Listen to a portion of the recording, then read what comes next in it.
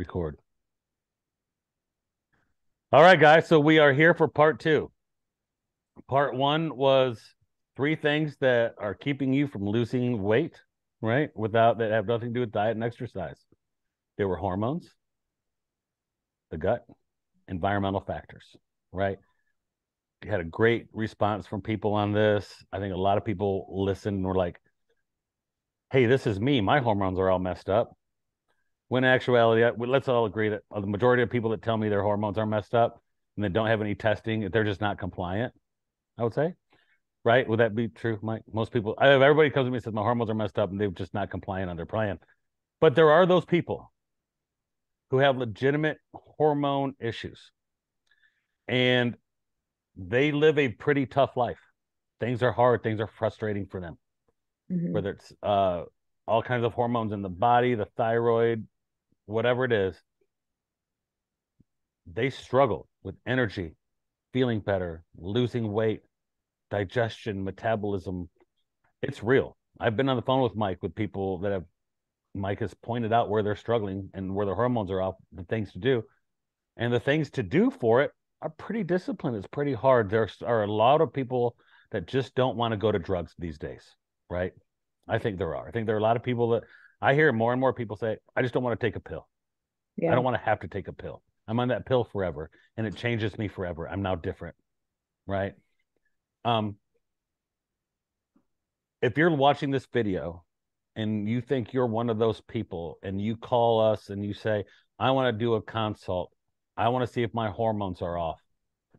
Mike, what is the first action step if you're watching this video that you need to do if you think you have some hormone issues just based off anecdotal evidence? Right. So the first thing people need to understand is we're going to be talking about subclinical hormone issues, meaning you don't have a pathology or disease. So like if you have something like a tumor on your pituitary gland, or if you have like Graves' disease or Cushing's disease, like these adrenal diseases. Hashimoto's type stuff. Hashimoto's, is that? Well, Hashimoto's is a little bit more it's subtle, but yeah, I'm talking okay. about like very, very distinct, significant pathology. Again, you're not going to be having a conversation with us. That's going to be with an endocrinologist. Yes. So everything we're talking about is subclinical, to where people also need to understand when you go to your physician, their number one goal in life is make sure that your heart continues to beat. And your insurance provider has no interest in the optimization of your health, which is what we're very concerned about in terms of not just surviving this life, but thriving within this life. So here's a very interesting quote, and this is taken directly from Medicare, the manual on Medicare. Care that seeks to prevent disease, promote health, and prolong and enhance the quality of life is not considered medically necessary and therefore not payable. So like I said, your insurance company That's in doesn't writing. care. They do not care at all about the optimization of your health. They definitely care about the bottom line in terms of how much money they're shelling out for your care, which is why they don't want you to run a lot of extra tests that aren't medically necessary. So when we get into these subclinical states where no, you technically don't have a thyroid pathology, but you feel like garbage and you have a lot of thyroid symptoms. So what do we do for this person? Medically, they don't do anything. They sit and wait until you fall within a certain diagnostic criteria, and then it's medically necessary, and then you get treatment. So that gray space in between feeling healthy and being diseased, you can exist in that state for years and have nothing done. And so that's where you need to be thinking about, oh, well, I've had a physical, my doctor's done my blood work. I'm sure you've all heard people say this.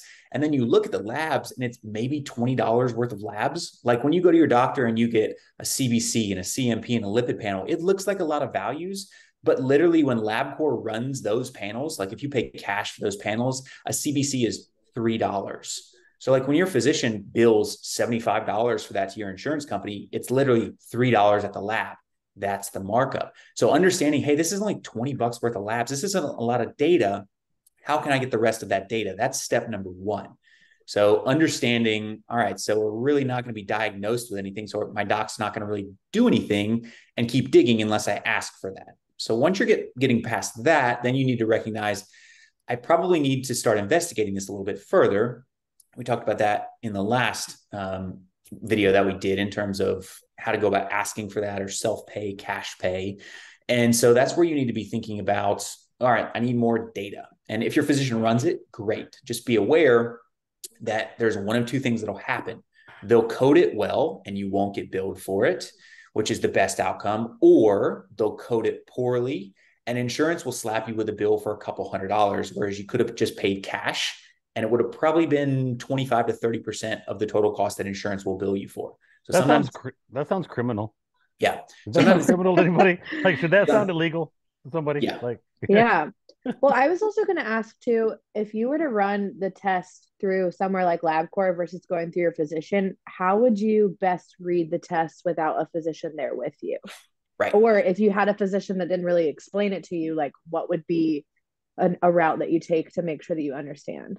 Yeah, exactly. So that's probably point number two. You've got your data. You've at least run all the markers that you're hoping to see.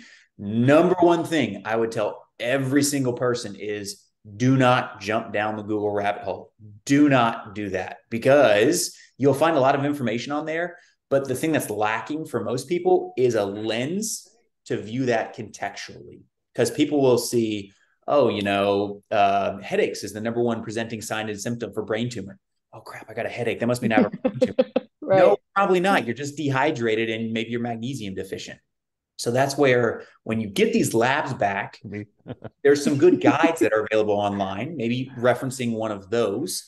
But really, it would be working with somebody who not only understands, hey, this is a much bigger problem. You need to go see somebody who's a specialist in the medical world, or this is kind of something that you need to be aware of, can be shifted with X, Y, and Z variable that you can control as a patient that don't require a prescription. And so that's kind of where, as Josh and I have sat down with a number of folks and talked through these things, everything that we talk through, it's not diagnostic. So I'm not telling this person they have X, Y, or Z disease at all, but it's more so explaining to them, hey, this is what this lab means. This is what's happening inside your body. So then when you know that, it's not saying you do this, this, and this, and it will definitely reverse that, but it's more so explaining this is what's happening. If you do this over here, it's going to have this opposite effect that will preferentially shift this marker. So once you understand that, the third thing to keep in mind is that when you look at your labs, you're going to see a reference range with a high and a low. Within that reference range, it is age and gender dependent. And usually it's well established, those reference ranges, the top and bottom are for pathology only. So if you're outside of those, you probably have some sort of disease etiology taking place in the body. Okay. If you're inside of those, at either the top or the bottom end of those reference ranges, you can feel like absolute garbage and nothing's going to happen. But you don't have a disease. Right. So let's say females are classic for this. So you can run serum iron. So that's the iron in the bloodstream right then and there. Or you can run a ferritin, which is stored iron. And I can't tell you the number of females that I've talked to that they're like, oh yeah, my doc checks my iron all the time. It's fine. It's 120. Cool. Let's run a ferritin real quick. And their ferritin will be 7. So that tells me this person basically has nothing in storage. So if they stop eating red meat or they decide to do, I don't know, meatless January or something for like a New Year's kick, and all of a sudden their iron gets completely removed out of their diet, that's a major problem. So we need to have that data to really see what's taking place there. And so that's where you need to understand that it's like you can still be in this reference range, feel like complete garbage, and that's subclinical. Same with thyroid, same with iron, all these different things. So that would kind of be the third piece for people to understand. Look at those values. You can probably, roughly speaking, you can probably take off a quarter of each end, so 25% of each end of that reference range. And if you're falling within that for most of the values, that's pretty good in terms of health optimization. If you're within that bottom or top 25th percentile, then you want to start looking at the general trend of everything else that's taking place and start asking questions for why you might be pushing the boundaries one way or the other. So the best example we can give to people for if a guy's watching this, the most common thing men look at is their testosterone levels, right? Right. Testosterone ranges are 300 to 900 or 3 to 12? 12, they shift because now everybody's losing testosterone slowly but surely. So it's slowly going down, but it's like 300 to 1100, I think. Yeah, 300 to 1100. I can tell you from personal experience, there's a huge difference in 300 and 1100. It's not even the same planet, Right. right? I was 347. Yep. And I've been 12. Yep. That ain't even, you're not even, you're playing the game, but one's a little league and one's professional. Yeah. Right. Yeah. So that's how I look at it. So that's when I hear like guys come to me like, oh, my doctor said my 27-year-old male, my doctor said my testosterone's within normal level. It's 470. Yeah, but that's pretty low, right? Yeah. Keep in mind, your doctor is educated on diseases. And that's fine. That's great. Yeah, That's yeah. wonderful. But if you're really looking to tweak within that range and shift it in a different variable, other than giving you the compound, there's not a whole lot else on their radar. Yeah. So yes, they'll just give you the testosterone. They won't look at food, sleep, exercise, lifting, stress, previous history, right? They won't look at any of that. They'll just say, go to the hormone doctor and get the shot. The fastest way to stomp on somebody's testosterone, overtrain them, deprive them of sleep, dehydrate them, and underfeed them for about 5 to 7 days and rerun their testosterone. Yeah, you'll get put on T real quickly. Yeah. Yeah.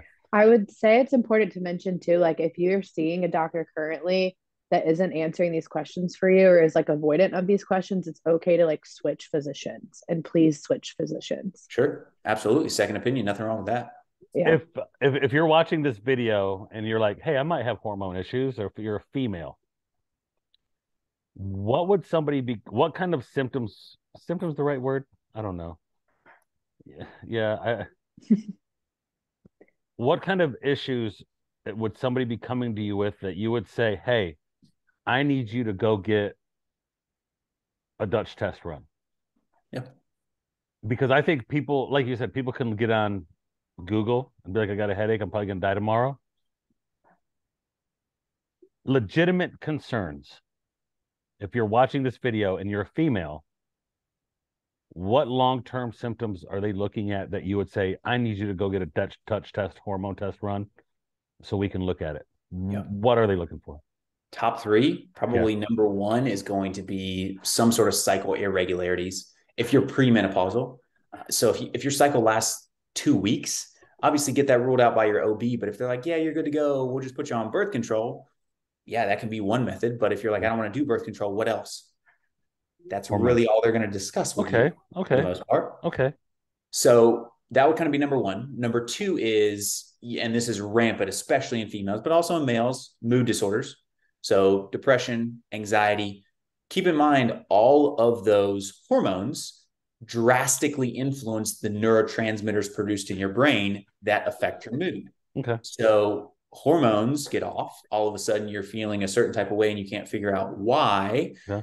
That can be related to that. And the third piece is if you've got fatigue, energy, sleep abnormalities, that's where this cortisol piece comes in. For people that aren't familiar, cortisol is kind of that stress hormone, and it wakes you up and alerts you first thing in the morning, and then it should be nice and low at night. That rhythm can get flip-flopped to where it's high at night and then low in the morning, to where you're a really slow starter. You love the snooze button. You live on caffeine. You hit a wall at 3 o'clock. You just can't seem to make it through the afternoon. And then you get a second wind at night. And all of a sudden you're super productive right before bed, and you can't shut your brain off, and you just lay awake at night and you can't figure out why. But how many percentage of people did you just describe though? They're living, they can't get up in the morning. They're smashing coffee and Red Bulls. They're tired at 2, 3, 4 o'clock, but when they get home at 6, they're busy. It's 8 o'clock. They can't shut off. They're watching the news, and now it's 1 o'clock in the morning. Right. And they got to get up at 6. You just described a lot of people. Yep. Right. Okay. So that was a female. Okay. Yeah. And the quick thing too on that, because a lot of people come to me and they say, well, my doctors run my cortisol. The thing to remember with cortisol is it is a diurnal hormone. So it has this nice curve throughout the day. Yes. So a single time point, an 8 a.m. cortisol, tells you absolutely nothing other than the fact that you don't have a pituitary tumor. So congratulations on that one if it looks good.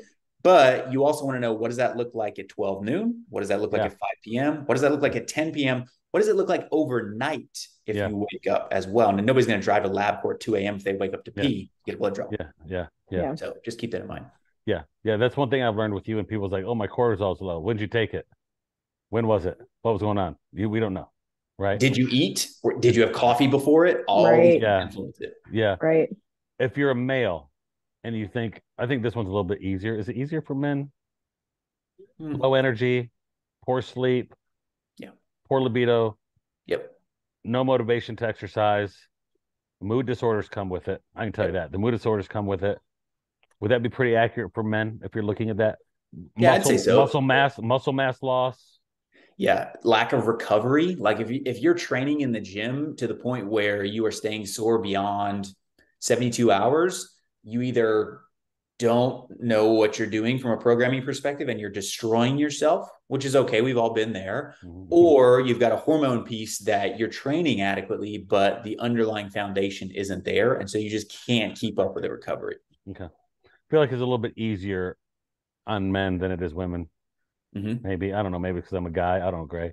Yeah, Fair to potentially. say. Yeah. I, Yeah. I don't know. I mean, I I can't don't compare know. it because I've never been a man. Yeah. Yeah. I've never It's been a woman. I mean, the other thing with guys is Not how they're I just identify. they're less tricky than females because hormone levels are fairly consistent, Yeah. whereas females Yeah. are getting big swings every two Oh, yeah, ish they do. weeks, 3-ish. Yeah, they do. I just need food. That's it. Yeah, yeah. But Um, Mike, how often would you say that somebody should get like blood work done or hormone tested or anything like that? If you're just like checking in on things and you're fairly healthy, I would say once a year. If you're the type of person that you like data, or you're kind of like, well, I've had an issue in the past, I would do twice a year. But if you're actively like, if you're battling something like chronically, like chronic fatigue, and I say that term loosely, not medically, but in terms of you're just always tired, or you've got, I don't know, low vitamin D or something like that. That's probably where it's like, hey, you're not going to rerun all these labs every 3 months, but you're probably going to rerun certain labs every 3 to 4 months to check in on those. Whereas a doc might run a vitamin D once a year. Just for common knowledge, vitamin D is $18 at cost. I had a buddy, he got billed $235 through insurance, and he's 31 years of age just because insurance didn't deem it medically necessary. So, like, if you want to run these labs, just literally pay out of pocket for them, and you can monitor a vitamin D if you're taking 10,000 IUs. I have some people that have to take 20,000 IUs just to keep their levels up through the winter. wow. And again, it's $18. So let's check it every 2 months while you're on that amount. And then you don't have to be scared that you're going to overdose, which is very Right. tough to do. But yeah, simple things like that, get it run multiple times. If you're a diabetic, you're going to be checking blood sugar. You're going to be checking Daily, yeah. A1C every 3 months. You're going to be checking liver Right. enzymes, all those sort of things for sure. Yeah, yeah. Right. I think I think one of the things I love about so far about the videos, we've identified when do I need to start looking at hormones, right? Mhm. We talked about it earlier. The majority of people that have come to me that have said, "Hey, I'm not losing weight. I think my hormones are off." We agree. The majority of that is just compliance and consistency on your nutrition plan Generally or on your speaking. fitness, generally speaking. But we've seen it. Um, Mike, this is going to be a loaded question. We can kind of end on this. If you are a person that, have you ever met people that just ignore their medical issues? Like, I don't want to go to the doctor. I don't want to know what it is. I don't want to see it. I don't care, or they don't take the time or whatever. If you are a female, and I just because females are, I think, are the ones going to be more interested in this conversation. What are some of the long-term effects if they're having these symptoms, but they don't get it checked out? What can we be dealing with? Is that a loaded question? Somewhat. It depends upon what it is. So, for example, if it's cycle irregularities and things like that, if you're dealing with a common one that a lot of people know about is like PCOS, polycystic ovarian Yes. syndrome, Yeah. and so that's usually a combination of three things, a triad. You'll see high androgens, so high testosterone. You'll see blood sugar irregularities. So these people are going to have a hard time controlling their blood sugar. And you're also going to see cycle irregularities, menstrual irregularities in this population. So for those individuals, you want to be thinking about high testosterone. So what is that going to do? Well, if you don't do anything about it, you could see darkening of the facial hair, deepening of the voice. You can see changes. Sometimes, depending on how high the testosterone gets, this can affect development a little bit, depending on the person's age. Blood sugar irregularities, you don't keep those in check. Well, now all of a sudden, yeah, you're teetering on that. And menstrual regularities, the most common thing that everybody knows about is if you have a really heavy cycle, over time, you're going to become more and more borderline anemic if you're not getting enough iron. Yeah. And so that's really simple and basic, just input versus output. But people don't always take that into consideration. So I feel the PCOS conversation is almost a whole separate video. sure. Yeah. Because I've had a lot of people that I've you Same. made in our group, you made I go back to a PCOS post you made 3-4 years ago. Yeah. It's in our group, and I searched PCOS that has like 10 things you can do if you're struggling with PCOS that have taking been down the rabbit hole. that have been very huge in a few people I know. Right. Even like fruits and vegetables, eating every couple hours, all that kind of stuff. But if we're close to the end.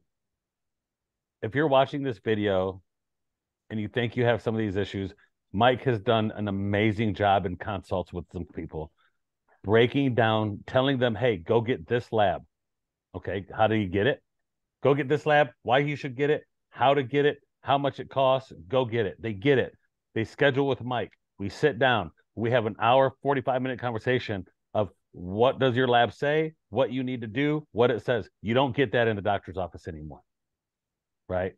You just don't. I've seen amazing things with people from changing 4 or 5 things, right? Same. So this is part 1. We're going to do the second one on the gut. It's another big subject. Listen, if there are 2 things that I think we all need better education on, myself included, it's hormones and the gut. Right? Such huge pieces for everybody. It starts there. Mike always says, until you get hormones in check and the gut in check, everything else, weight loss, it's not going to happen. You got to get back to baseline first, right? Yep. So I appreciate you guys. We're going to stop this video.